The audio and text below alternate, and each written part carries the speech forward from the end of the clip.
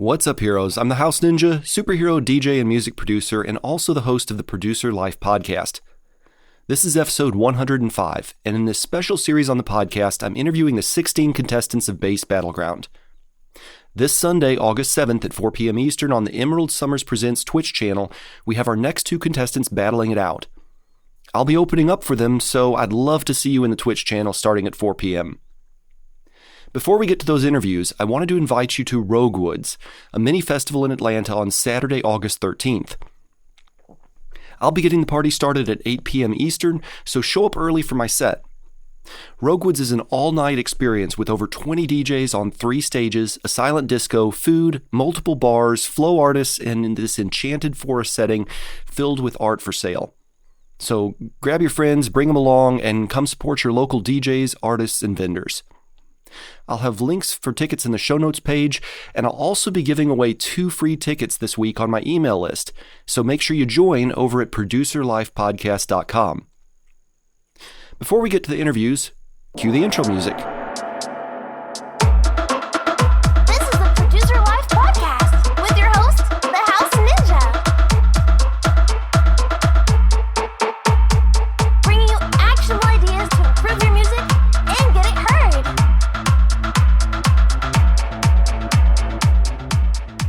And I've got the first of the contestants with me right now, Winter Atlas, who is a DJ, producer, and multi-instrumentalist based out of Greenville, South Carolina.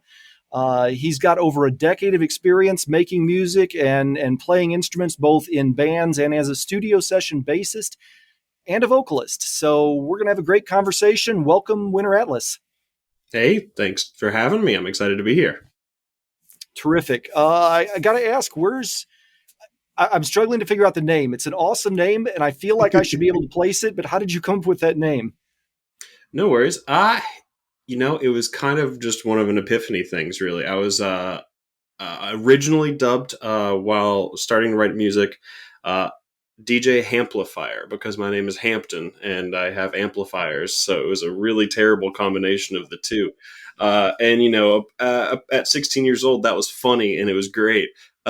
So after some growing and wanting to really invest in myself, I just dug through a lot of things that I like, and terms that I like words that go well together. And so I was talking with my wife one night, and I almost went with Atlas Winter because it was alphabetical, but she hit me back with a Winter Atlas flows better, and it to me it does. And both, I love snow. I like the cold weather. It's a good thing. Atlas to me is, the world, the globe, and I'm a huge fanatic of space. I got the solar system tattooed on my arm. I love everything to do with outer space and the cold and snow and music. Okay.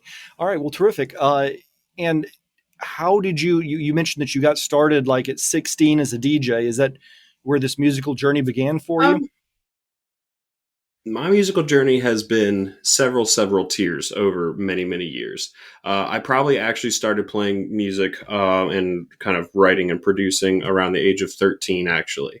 I just got a demo of FL Studio with a buddy of mine at his house. We hauled a really terrible drum kit down, hung a microphone from a ceiling fan, and just started recording and making dumb sounds. And then I really took off with my own copy, just making weird boops. The first track I ever made and titled was Space Jam, and it is a genuine travesty, but one that I will probably listen to for the rest of my life.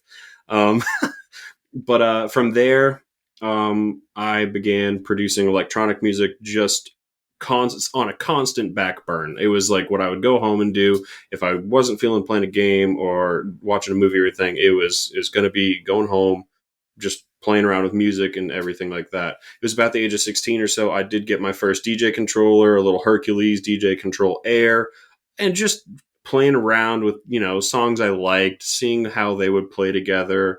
I knew nothing of the mechanics, and at the time, I had no idea how to look for it on YouTube either, so I was just out in the wild, just messing around there, and Yeah, that's how I first kind of started doing that. And between those years of 13 and 18, taking guitar lessons, bass guitar lessons, playing in a little alt rock punk band for most of high school. We won 3 consecutive Battle of the Bands competitions with our performances. Nice. And before we all split ways. Okay. Well, awesome. How did that band experience kind of influence your music now? Actually, that had a pretty big influence, especially towards our actual first Battle of the Bands. We were all geared up. We had an EP out and everything. We were playing it. We had practice. We had a good choreograph, performance routine to keep the crowd interacted and everything. And then the week of the event, our drummer was unable to get off of work for it. And so panic set it in. And I was like, let's just backtrack everything. I can produce it. We can just make stuff. And so with a lot of collaborative effort, and it was not just solely me at all, but we backtracked the whole drums and everything for our entire set on a click track on an iPod Nano. And we didn't stop there. We added synths, we added bridges, we added extra effects while we were playing. I ended up making an intro track for us to walk out on stage to and stuff, and that was pretty sick. So that was really big in making a piece of electronic artwork and music that went coincidingly with a performance. Yeah, fantastic. And were you doing that originally? You said FL Studio?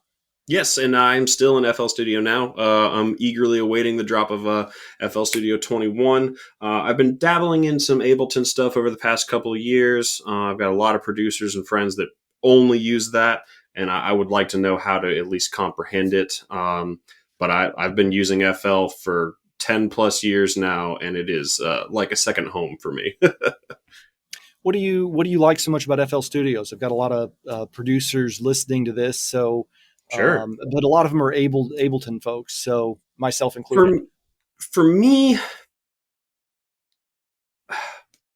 my workflow has always involved more than one screen to start off with, and I've never messed really with Ableton and multi-screen, so I'm not doing a comparison per se here.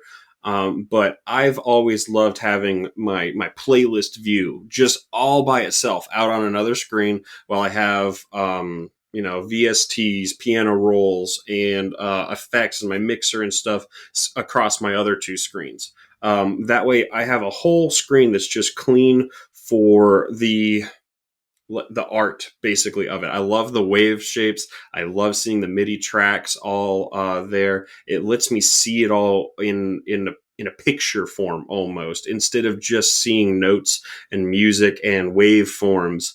I like to color them depending on how the song feels. And I know you can do a lot of that in Ableton too. It is more or less an unfamiliarity is the only reason I haven't used Ableton yet. But Yeah. with FL Studio, the amount of time I've put into it, I can record full bands in there. I've done that several times.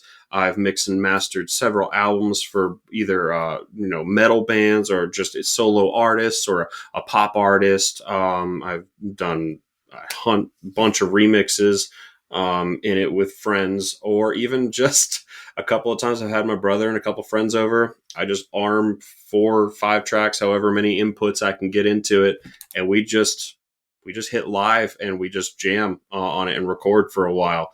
I think to me it suits my workflow the best, with how the visual aspect of the song appears, as I can also have my mixer at the bottom, because I've worked in live music a lot as well. So having the fader looking whole mixer rack on the bottom of the screen and everything for me is incredible for me to just glance across, and I can be like, that is down 6 decibels. I can pull this down over here. And the mixing for me has been a big thing over the past few years with my more deep dive into my production. Okay. Do you find yourself, or do you have favorite VSTs that you use with FL Studio? Or do you Definitely. use a lot of just built-in effects? I use a lot of the built-in effects, and I love watching tutorials and people on YouTube being like, "Yo, like check out what these native things can do," and it's crazy. I don't dive that deep into a lot of that currently. It's been more of a structural creation and sampling and looping and just chopping and making a lot of sounds out of different sounds for me recently. But with VSTs and stuff that I like in FL Studio, I mean, I use Serum a ton. I use that for any sound I can really desire. I mess around with Massive and Massive X from Native Instruments. I use Contact a lot for more real instruments, keys, brass or strings and stuff like that.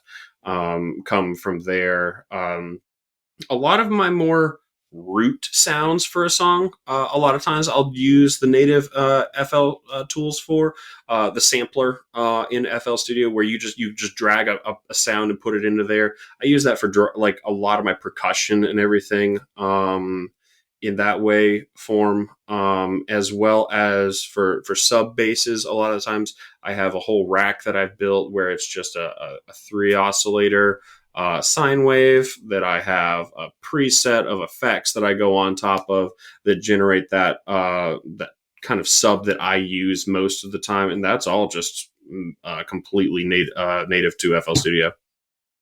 Okay, great.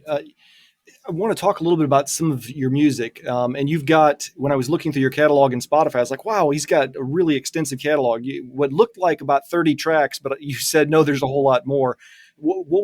How many tracks do you have in your catalog right now? I could get a precise thing if I looked it up, but to start with, my goal for myself in the year of 2020, which was just a sheer chaos year for so many people and artists alike, my goal was to release a new song every single week for the entire year. So Wow. in 2020 alone, I released 52 tracks. And that ranged all the way from, some of my more signature, my personal feeling, like future bass, like melodic dubstep vibes, to like really heavy dubstep or like some house music, all the way down to just chill ambient tracks or just some lo-fi hip hop beats or just a hip hop beat. Some kind of more like electro pop, I guess, sounding tracks in there as well. But 2020, I used that method of wanting to release a new song every week as a venue for me to really, really dive in and see how quickly I could get a project from my head onto FL Studio and then out to the public. And also, one of my biggest things for me in my life as a person is integrity, and I want my music to show that as well. I want my music to be quality, and so the rapid production can always result in a really terrible sounding song, mixed or mastered. It can just be terrible. So the goal there as well was not only just to make a quick song, get it out there, not care about it. No, I wanted to make a quick song and I wanted it to sound good. And then somebody would be like, dude, this song sounds great. How long did you spend on it? I mean, like, dude, I made that in a day, like if not like 6 hours tops type of thing. And I'm not looking for that for bragging rights or anything. I want that to be a skill. I want to be able to do that. I want to write with people, and I want to be able to write that way for myself. Because, as a young adult at 28, I'm still working a full-time job. I'm DJing on the side. I'm producing music on the side. And then, I've got, my hobbies. I like to game with my brother or my friends. I like to hang out and go out for dinner and stuff like that. So it's, to me, being able to sit down and put down the quality and the heart that I want in a song quickly and effectively as well. So yeah. What lessons did you learn over that year of producing 52 tracks? How did you get so fast at producing, mixing and mastering those tracks? What was your workflow like?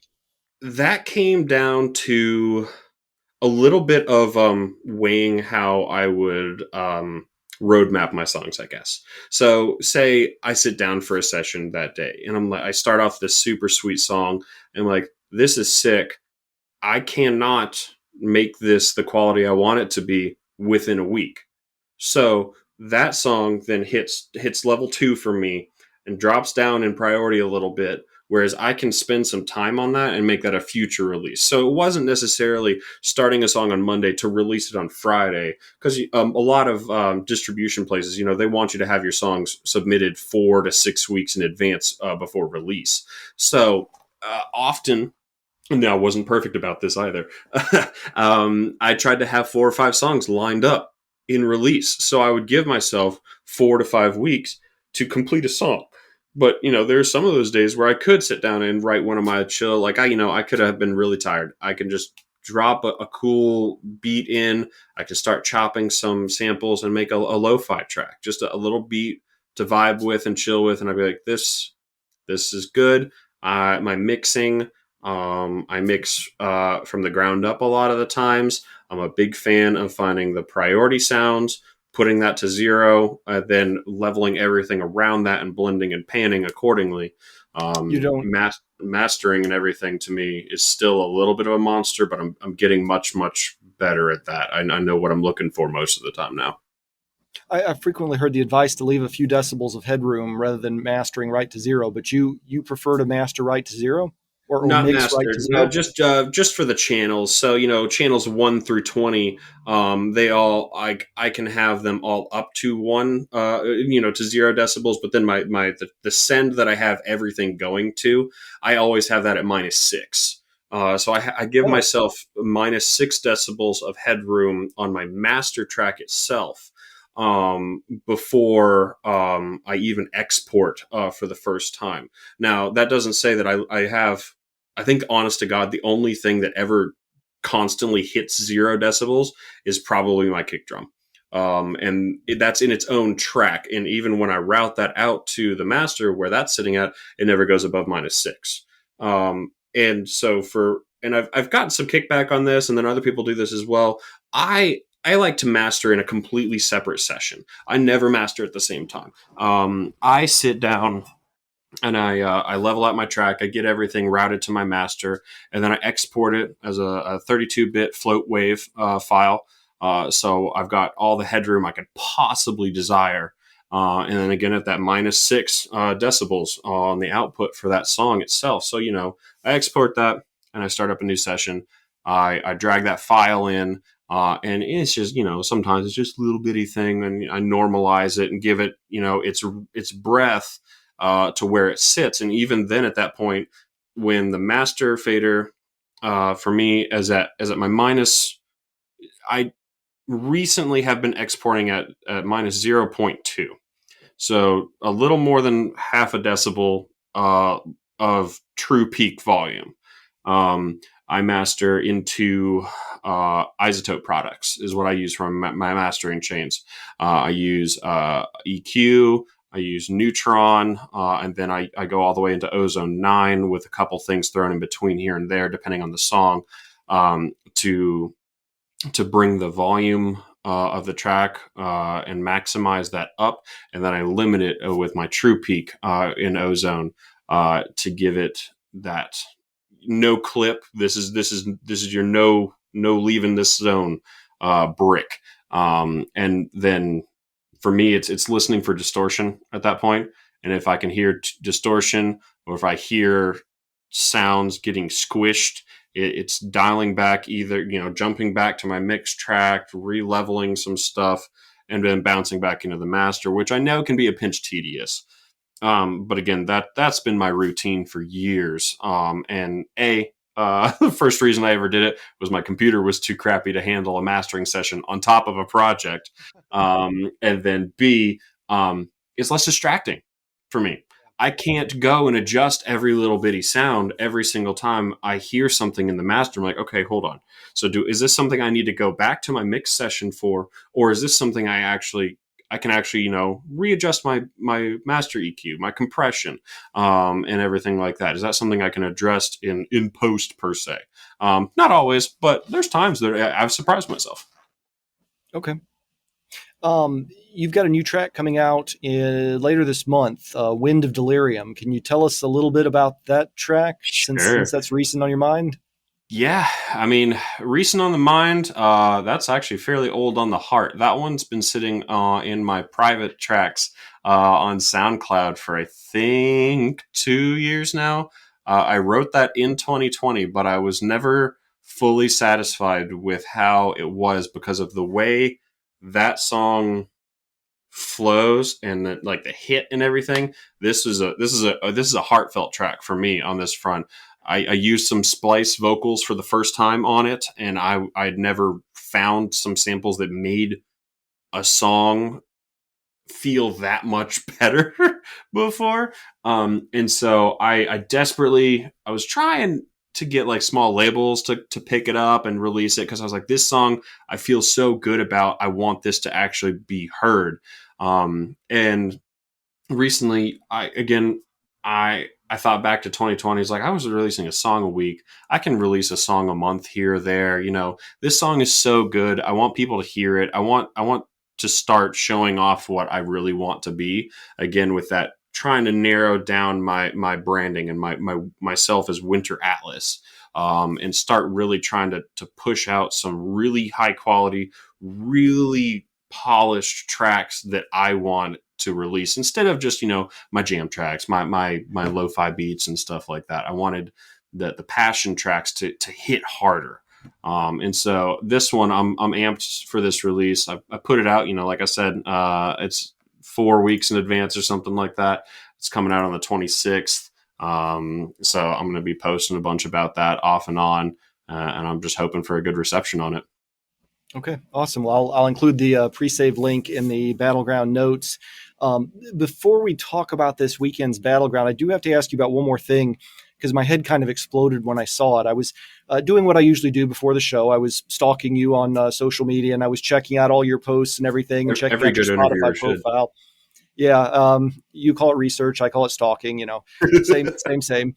But I went over to your personal profile on Spotify, and my jaw dropped, because you have 515 public playlists on your personal profile. And some of those playlists have upwards of 30,000 streams, I guess, a month. So tell me about that, because that is a huge number of playlists that, I don't know, are you curating those, or what's going on with those? Are you talking about my Hampton Aramic profile, or the Winter Atlas? Your personal profile? You've got a ton of playlists under there. So a lot of those was during 2020. Again, with a song a week, that doesn't leave a lot of time for promotion. So I was actually digging into a lot of submission, publish promo, like playlists and stuff like that, where you could submit your tracks and stuff too. And a ton of those places require you to follow those playlists for them to even listen to your submission. So got it. Those are ones you're following. Amount of those playlists are just locked in from there. And I think actually at the beginning of this year, that was probably closer to like 1,000 playlists, and I've been narrowing it down over the years. Okay. I won't lie, I have a good chunk of those that are personal playlists that I've made, or off and on. I'm a wedding DJ on occasion as well. I DJ for friends and family that are looking for a DJ, and that's not my business per se. That I don't put that on my card. So like if a friend or family needs a DJ for, not $1,800, I am more than happy to try and accomplish that. And so I have a bunch of playlists, like honestly, probably 50 to 100 playlists in there that are from different weddings, or different events, formals, homecomings and stuff like that, where people give me like requests, and I drop it in a playlist so that I can have it for later, as well. So for me, my playlist vault is basically just that. It's a crate dig. I jump into there if I feel risky. Got it. And I think it speaks a lot to you as a DJ, and how versatile you are, not just the variety of music that you're following and listening to, but also I think it was you at Roguewoods, the Emerald Summers Presents Festival that we were at just recently. Your thumb drive got corrupted, and you had to play off of somebody else's thumb drive, didn't you? Was that you? That wasn't me, but I did actually have to play off of my laptop briefly, or try to. Then I just wound up playing off of the internal Denon that DJ Stilts had up there for us. He had his own stuff in there. And really one of the things that, because I actually haven't been like EDM DJing for more than 3 years at this point. I moved to Greenville, South Carolina, late 19, and started getting involved with the scene here. And then I was playing at a local place every Thursday and got taught a ton of stuff. And a lot of it was very much on the fly. A buddy of mine's like, hop up here, just play with me. And I was like, I don't have a drive. He's like, just play what's on there. I was like, okay, I don't know what's on there, but let's find out. So it was learning the cues, seeing the keys, the BPM and stuff like that. And knowledge of the genre as well. And being able to just very much mix on the fly. And so that's one of the reasons I was actually I was stumped at Roguewood at first, but then I just had to go back to that mindset where it was just, I need to hop on this and I just need to start playing some freaking music. That's what these people are here for. And then after a little bit, got my drive back in and started working, and then just took off from there as well. If I hadn't been standing behind there as you guys behind the decks, as you guys were kind of trying to figure it out, I wouldn't have noticed from an audience perspective. So a big kudos there.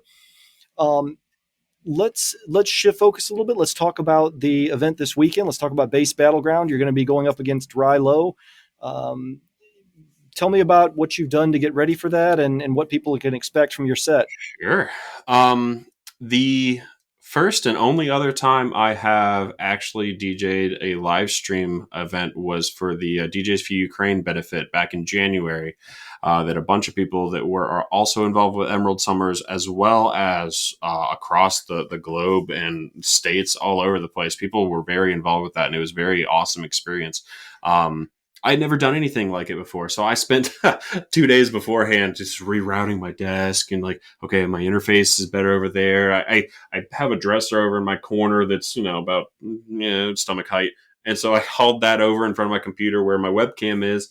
And I just adjusted, pulled my board over, ran some extension cables, and I actually hung this little curtain back here on my wall, and I had it draped down, and my buddy has a tiny little projector, which I'll probably end up using again for this week's Battleground for some just projection visuals and stuff. I was trying to emulate a lot of what I saw during 2020, where, so many DJs were on lockdown, there were no shows. Ghastly, for one, he dressed up in a green screen morph suit, wrapped his whole room in a green screen, and just DJ'd for hours and just had a great time with weird visuals and good music. And so I'm like, that sounds awesome. I don't have that, but I'm gonna try. And so for this week, I guess I'm gonna try and probably make sure it's a little streamlined for myself. I have a good set list idea that I have in prepping. I'm also trying to work in as many originals as I can. Like I said, with 2020 and doing 52 songs in that year alone, not just that year, but in total, I have roughly 35 straight up EDM songs in my actual catalog of releases. And I saw that the other day. I was just curious to see how many I had. And I was like, oh, I've got a lot.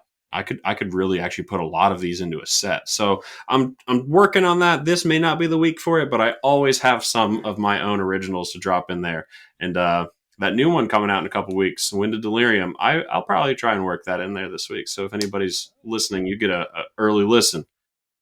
That's awesome. That's awesome. Do you have any messages for your competitor? Rei Low, I don't. I saw you have a beard. It doesn't look as long as mine, so I can only say may the best beard win. But at the same time, I'm so excited to just play and have a great time. And I can't wait to watch Rei Low's set as well. Happy hardcore is a genre I don't listen to very often anymore, but I definitely used to. So I'm very, very curious to watch a set of it DJed live. And I'm very excited just to be a part of it. Yeah, it should be fun. And tell the listeners where they can find you online. Absolutely. So this week, on August the 7th, I'll be on Twitch through Emerald Summers Presents. And then I have a pretty good presence on Instagram at winter_atlas. If you look up on Spotify, Apple Music, SoundCloud, anywhere you stream music, Tidal, any of it, you just look up Winter Space Atlas. It's 2 words, Winter Atlas. You can find me on all of it. I just want my music to be out, available for people to hear. And I just love it when somebody comes to me and is like, you had a song that I came across the other day and it was awesome. And that makes my absolute day. Awesome. Well, thank you so much for your time tonight, and I'll be looking forward and cheering for you both in the live stream this weekend. Absolutely. Thank you so much for having me. My pleasure. Right now, I've got Rei Low. He's an Atlanta-based producer, DJ, and multi-instrumentalist who produces industrial pop, deep house, and techno. And I'm excited to welcome you, Rei Low, to the podcast. Yeah, thank you so much for having me. I'm really excited to get into the thick of it, I guess. This is going to be good. I got to ask, I mangled your DJ name at the beginning. I mispronounced it. So tell me a little bit about the background on the name and how you got started originally DJing. Okay, so that is a really interesting story. So I don't know if you're familiar with the concept of repurposing or I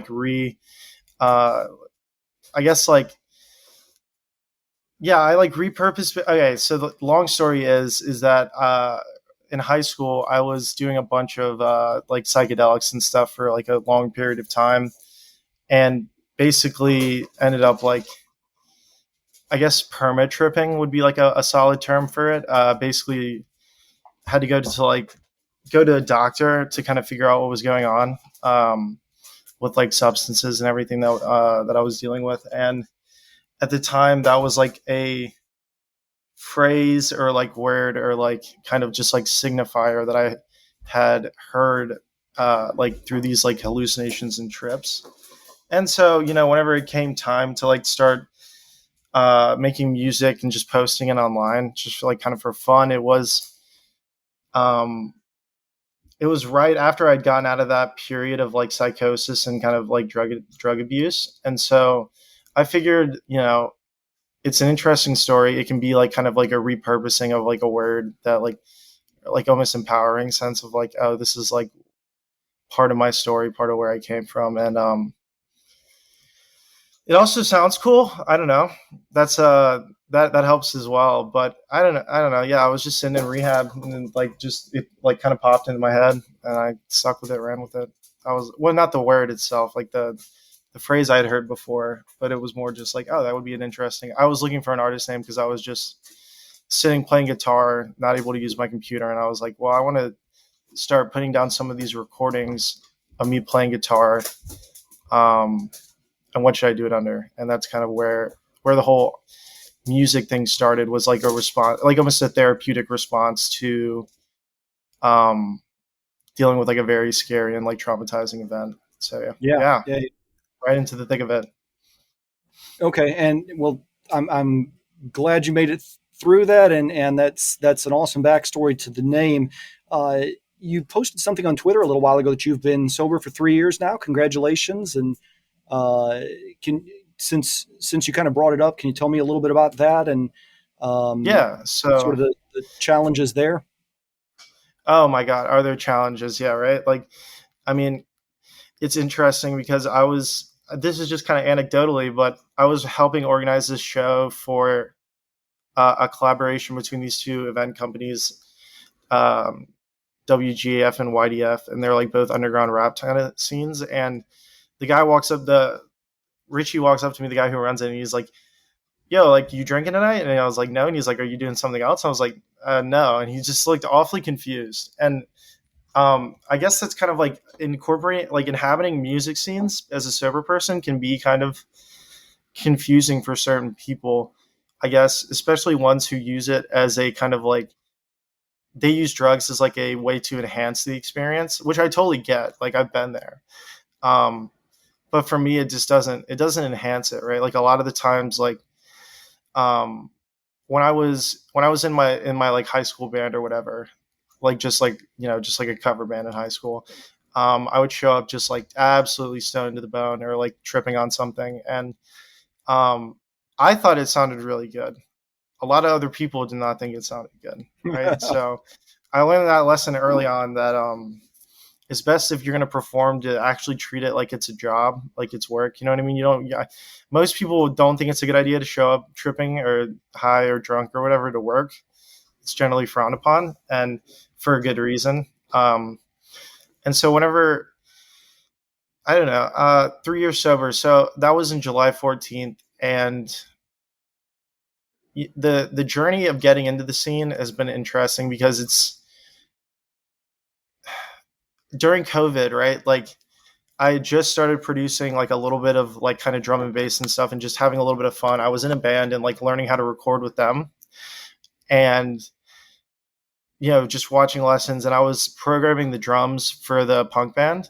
And then I started like, having to engineer my own voice and engineer the guitars and figure all that stuff out. And then COVID hit. And so the traditional way of like, going to a bunch of clubs and learning that you love music and I do love music, and I learned that at a young age. And also like my entry into the scene was more along the lines of like the internet. I mean, that band met on Craigslist, you know what I mean? It was a very weird situation overall, but I got on Twitter, got invited to some Discord chats, and kind of learned the ins and outs of productions from some people who I think I really admire and I think have really like helped me find my sound. Shout outs like DJ Girl and Twofold and all of the Eat This Collective, and definitely shout out to like Music Mondays and Bestie Mafia, like just everyone who like along the way has helped me out with my production and just like making music in general, because I think without that like sense of community, even though it's online and it's a little parasocial, you know what I mean? It definitely helped. So like, I guess for me, sobriety hasn't been a huge problem for staying. It hasn't been a problem staying sober. It's really more going to events and staying sober is like a little weird for other people. For me, it's not weird because I love music and I love doing it, and this is what I want to do for my job. But for other people, it can make them really uncomfortable. Or maybe not really uncomfortable, but it just makes them like second guess it. Like I remember I was at Roguewood, and I don't remember who I was talking to, but they were like, "Oh, so you're just out here raw dogging life?" And I was like, "Kind of." I mean, I figured like you're out here raw dogging drugs. Like that's really my take on it. But well, you know, just make people comfortable. Just walk around with a glass of Diet Coke or something and pretend like it's rum and Coke, and everybody like exactly, yeah. And it's more for other people sometimes than it is for us. But yeah, no, 100%. You can like bring a buddy, drink like something that looks brown, hit a jewel or a little vape or whatever, and just like, yeah, I fit in fine. I'm not worried about it. It's more just like if I do try to take some substances into my body, it's just going to be a nightmare for everyone involved. So I tend to avoid that nowadays, and I think it definitely helps. Yeah, recovery's been great.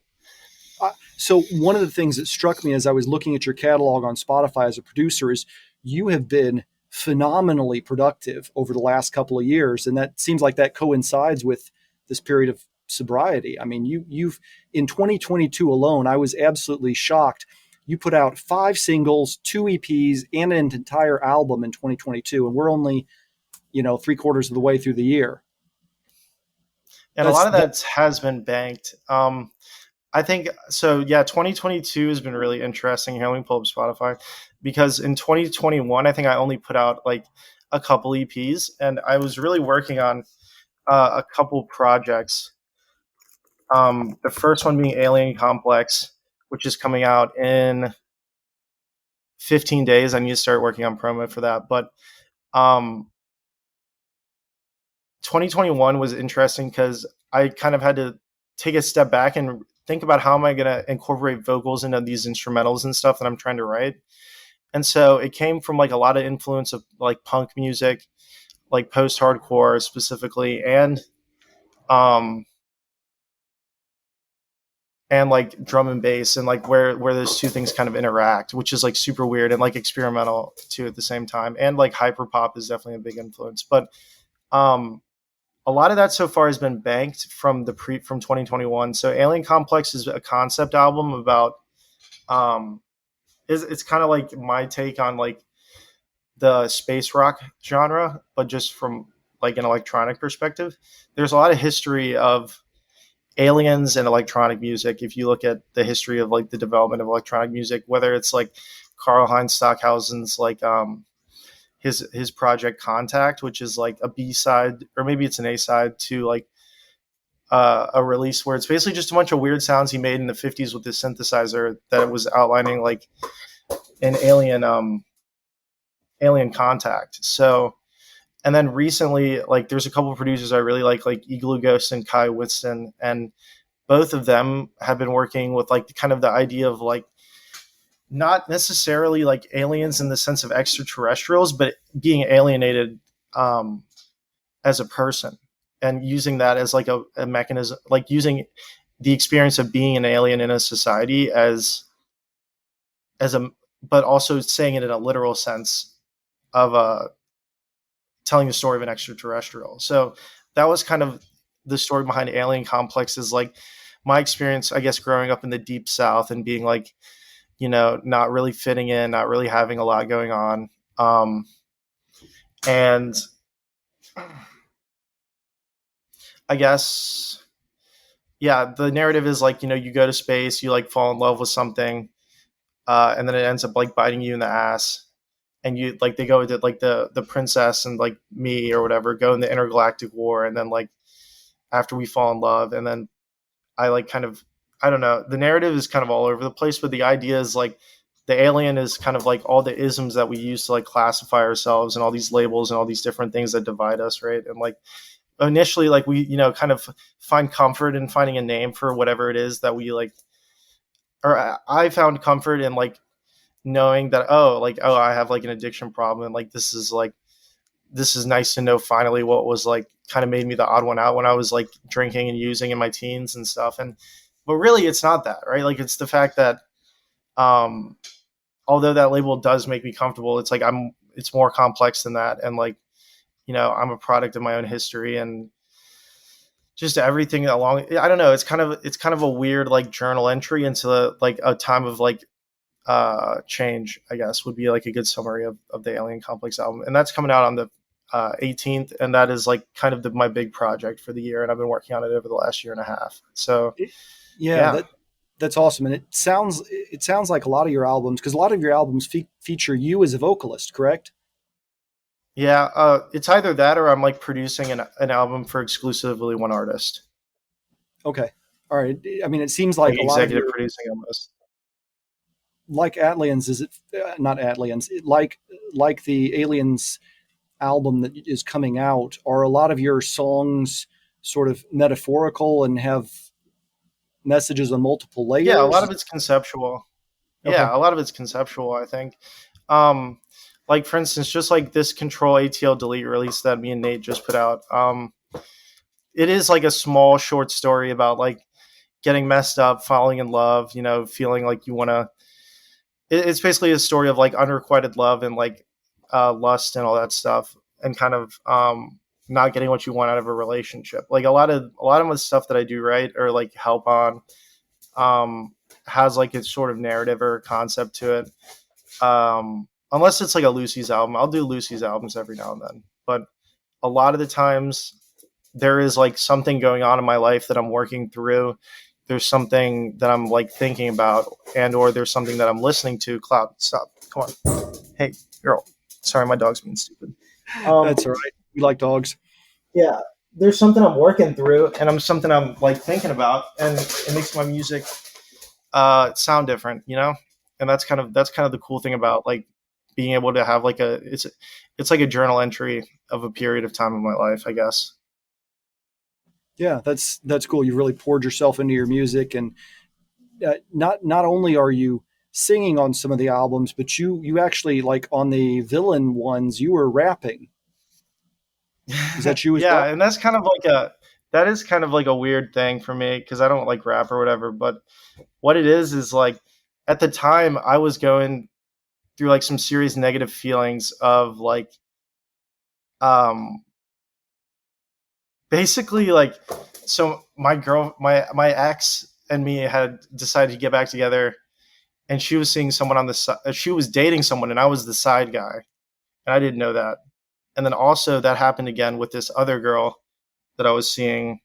She ended up having a boyfriend, and then the third time it happened again, and I was like, okay, now what is this? What quality of that about me makes it like endearing or enticing to like be the other person in like a kind of a infidelity and in relationships, and like, so I guess that was me like kind of exploring the concept of like just being an asshole, but like it wasn't something I had intentionally done. Like none of these girls had told me that they had like were in relationships or seeing someone or something like that, but it didn't change the fact that I like felt weird about it, and like my way of, I guess, like processing it or just like kind of like working through that period of my life was like, all right, well, that's kind of like a shitty villainous thing to do. So like, what does that sound like to me?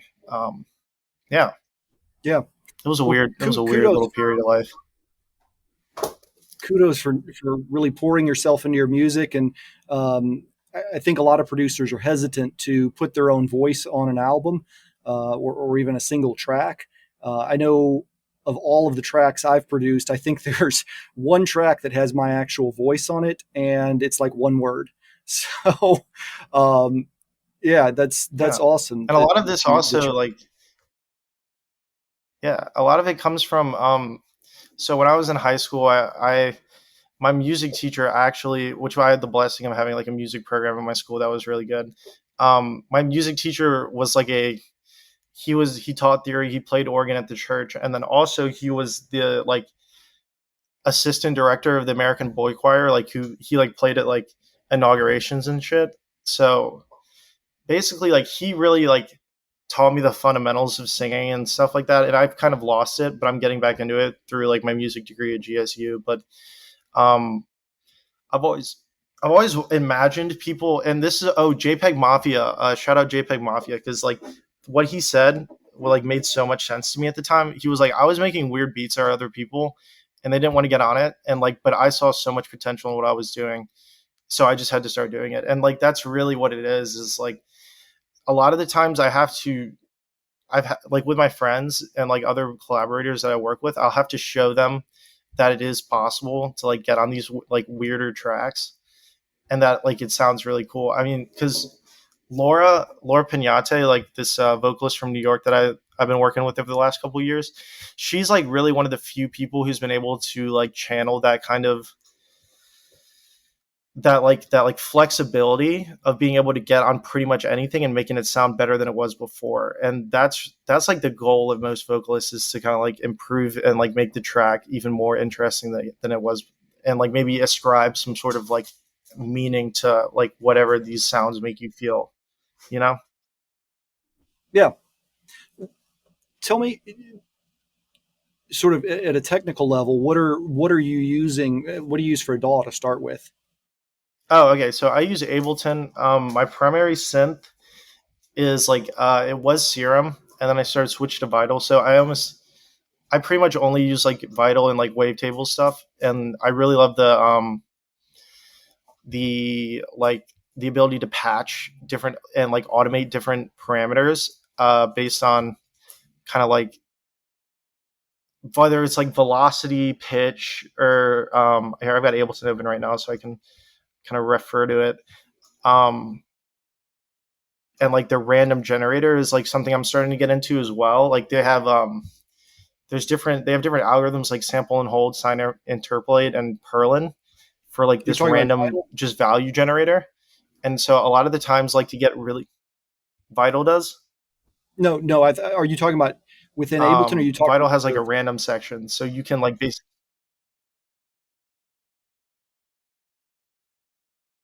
What's up?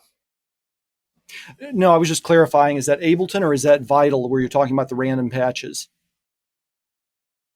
Oh, Vital. Vital has the ability to patch like a random value onto something.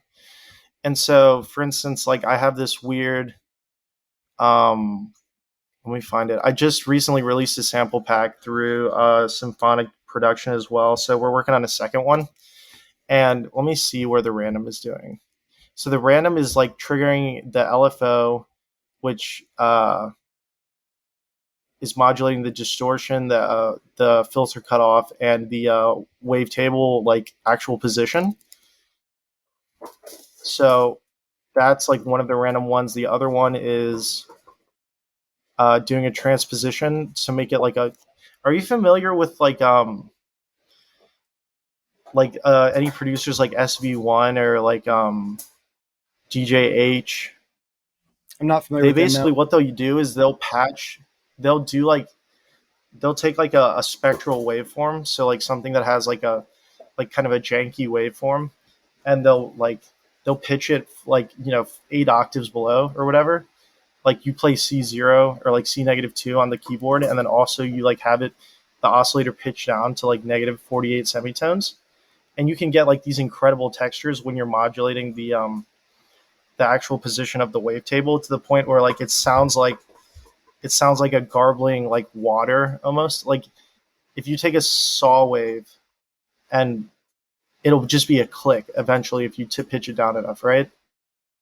It'll just be at each one of those peaks, and so of the waveform. So ideally, if you can take something that's spectral and kind of like modulate it, that click turns into like a water sound, or it can turn into like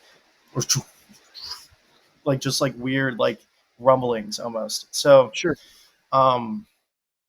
That's like a texture that I've been really playing with a lot, and like a lot of the times using randomness to modulate that is really fun. Also, like as far as sound design is concerned, I think like Sophie is another big influence of mine. So like that just includes like using FM synthesis at like an extreme level. So that would be like the way that Sophie makes her, or used to make her samples and like snares specifically. She would take like basic shapes and FM them against each other, but like then like push. Like if you were to take like a just like a LFO that's like a reverse envelope, right? So it just goes up, and then you assign that to, I guess, the modulating sine wave. So you turn that all the way down, have the pitch go up on the sine wave that is turned down, and then the second sine wave that's being modulated, if you can follow this, will sound like almost metallic. It'll sound like I think pulling up a synth for reference would be really useful right now, but I don't think I can share my screen. But it's like a loud metal clang, and it's been a really useful skill. I've learned it. I learned it on YouTube, and then kind of started playing with the idea of it. And then the third thing that I do a lot is like pitch envelopes to like make like a laser, which is like pretty standard, but I put it on the bass. Like, so if you're making like a regular like 808, right, you have like a small pitch, like from high to low modulation on the sine wave, which will give it like that initial like thud, and then the low tone of like the sine wave. And that's like a quick way to just make like an 808, right? Well, what happens if you like crank that pitch envelope all the way up and then add a chorus and add distortion? It makes this like massive laser wide like impactful bass that I've kind of been playing with too. So I don't know, there's a lot of this is like, what was that guy, like Umaru is like a big influence. His any videos you can find of Umaru about sound design are usually like gold. He just released a sample pack on Splice. It was like, and he runs a sample label on there, and they like are consistently topping maybe not topping, but they're like top 3 usually every time they drop a pack. I'm curious. I definitely would recommend Umaru and his label. Umaru. Okay. I did want to go back just one more producer specific thing. You said earlier that you had Serum and you use Serum, but you prefer Vital. And of course, Serum is like $220 and Vital's is $5. Free. They've got a couple of paid tiers as well. So I had always assumed that producers that picked Vital, because it looks and feels a lot like Serum, chose it because they didn't want to spend the money on Serum, but you're going the other way. So what draws you from? Yeah, I think Vital's a little bit better for a couple of reasons. Yeah. What is it you like Vital better? The first reason I would say why Vital is a little bit better. Yeah, so it's a little bit better because you have unlimited LFOs and you have unlimited envelopes, and you have I'm pretty sure, never pushed it, but I'm pretty sure you have unlimited random generation as well. Plus, I would say the you're missing out if you use Vital on having the hyper plugin or whatever. Like it's basically, it sounds like a mix between a chorus and unison. Do you know what I mean? That first plugin on the effects rack. And also, I'd have to look. It's pretty easy to recreate. Yeah. But yeah, if you're looking at Serum, I guess the main difference is you have unlimited LFOs, unlimited envelopes, and unlimited random generators. And I believe on Serum you max out at 8, which is not that big of a deal. Also, I think I like the Vital. The workflows are almost the same, which is why I was able to translate very easily. But I think the Vital actual wavetables are less geared towards dubstep or whatever you want to call it, aggressive sound design, and more to expressive and kind of. I think Vital has a little cloud. You're gonna lose this ball. I'm sorry. I'm not gonna keep getting it for you. I think Vital has a little bit more variety of wavetables, and the tools that they do have are in greater number. So Okay. that's why Awesome. I use Thank Vital you. mostly. Okay, cool. Well, I did a review of Vital a while back on the podcast, and so that's what sort of struck my attention. I'll have to link that in the show notes. Tell me about, let's shift a little bit. Let's talk about Bass Battleground. You're competing against Winter Atlas this weekend. What are your plans for the live stream, and what can people expect out of your set? Okay, so first off, my mixer is broken now, the one that I have in my house, so my headphones don't work. So I had to do a little bit of planning and a little bit of improvisation to get it to basically no headphone mix, which is fun. It's a different challenge. I think there's some really great moments in it. I've already practiced it a little bit, and I think I'm gonna record one of my practice sessions and then stream it, because I can't live stream on my current setup. But the idea behind a lot of my DJing is taking something like a footwork track or something where I can get the kicks on a really weird rhythm, but a still groovy rhythm. And then have some really interesting sound design on the other track, and some other really interesting rhythms or melodies or something, and kind of blending those two elements together, just mashups, right? But I would expect really interesting mashups of songs probably no one's heard before. Just so we won't even know their mashups. We won't even know their mashups. Almost that sounds awesome. Yeah, it'll just sound good. You won't know their mashups. Yeah, there's no there's not a lot of vocals or anything on it either. That's just kind of how I do it. A lot of mashups. So yeah. Okay. Have you got any messages for your competitor, Winter Atlas?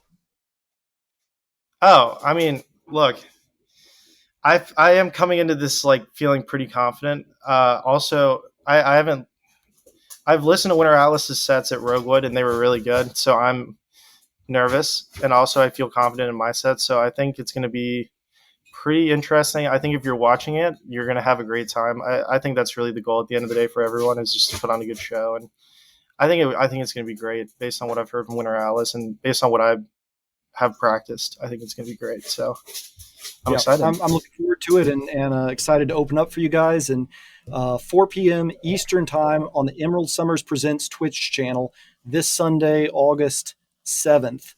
So we're looking forward to having you on there. And where can people find you online?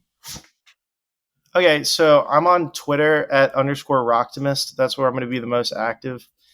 I review music at All Music Mondays, and I also interview artists and stuff like that, just general music journalism on allmusicmondays.com, and I'm on Instagram at _Rei_Low_Clouch. I'm plugging. Okay. Fantastic. Silence dog. Good luck this weekend, and thanks for your time tonight. All right, thank you so much. My pleasure. Thank you so much for listening. Please leave a rating and review wherever you're enjoying this podcast. Then head over to producerlifepodcast.com and look for episode 105 to find the show notes page, as well as the form to join my email list for free tickets, music, merch, and more. Until next time, this is the House Ninja, reminding you to be somebody's hero today.